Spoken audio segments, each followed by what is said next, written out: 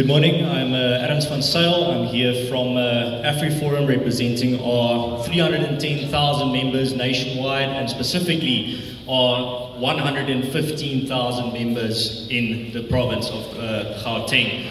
Unfortunately, I'm struggling with reading my notes here within this government-induced energy crisis that we are currently facing, but I will do my best.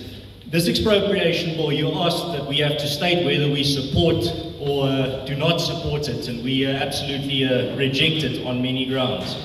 The expropriation bill should not pass because it will cause economic devastation, contribute to a food security crisis, and enable human rights abuses. Furthermore, various sections of the bill are unconstitutional and can and will be challenged in the courts and very likely successfully. If this bill were to become law, it will deprive citizens of their constitutional right to private property. We can debate around these little details, but the devil is in the details. And when it comes to the details of this bill, it will deprive citizens of their constitutional right to private property. The destruction of the right to private property through this bill will have a very negative effect on foreign and domestic investment and job creation. The bill's purpose cannot be construed as to right the wrongs of the past, because all it enables is further wrongs to be committed in the present. AfriForum, and in this context our Gauteng members specifically, demand that this bill not be passed and that the right to private property in this country be protected and not destroyed.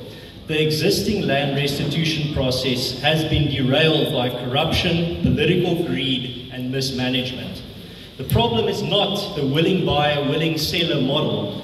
The problem is that the government has proven itself to be an unwilling distributor of the land that it has hoarded for 3 decades. The government owns approximately 17 million hectares of land. That is the surface area of the provinces of KwaZulu-Natal and Mpumalanga combined. Can the government prove that it can redistribute some of the land that it already owns? Its track record says absolutely not. Redistributing land to cadres or the politically connected does not count.